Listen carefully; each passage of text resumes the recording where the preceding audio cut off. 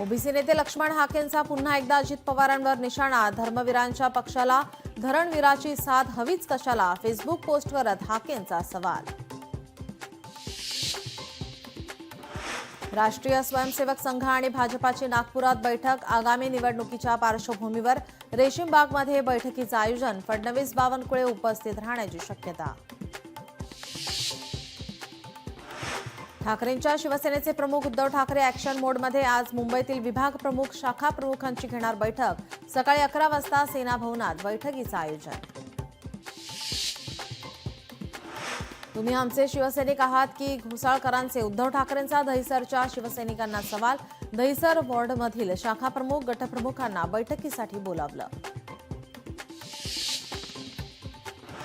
शरद पवारांच्या राष्ट्रवादीचं मुंबईत संकल्प शिबिर. सकाळी 10 ते संध्याकाळी 6 वाजेपर्यंत घाटकोपरमध्ये भरणार शिबिर.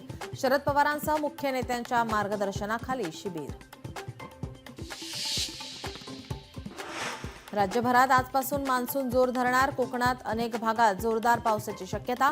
सिंधुदुर्ग जिल्ह्याला आज अतिवृष्टीचा इशारा. मुंबईसह पुणे आणि घाटमाथ्यावर ऑरेंज अलर्ट. कुख्यात गुन्हेगार शाहरुख हट्टीचा एन्काउंटर. पुणे पोलिसांची सोलापुरात कारवाई.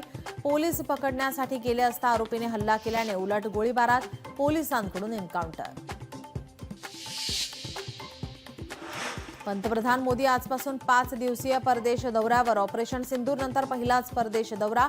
कॅनडा, सायप्रस, क्रोएशिया देशाचाही करणार दौरा.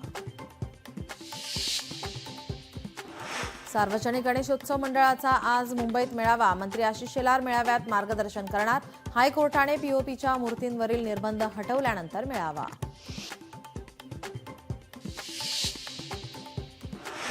आशा सेविकांचं उद्यापासून मुंबईत आंदोलन. मानधनवाढ आणि इतर मागण्यांसाठी आंदोलन. आज संध्याकाळपर्यंत पालिका आयुक्तांचा प्रतिसाद न आल्यास आंदोलनाचं उपोषणार हत्यार.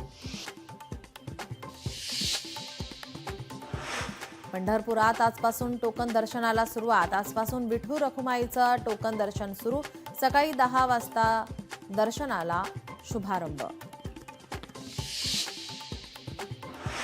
केदारनाथमध्ये हेलिकॉप्टर कोसळलं. 7 जणांचा मृत्यू. केदारनाथ धामला जाणाऱ्या हेलिकॉप्टरचा अपघात. गौरीकुंड, सोनप्रयागच्या जंगलात हेलिकॉप्टर कोसळलं.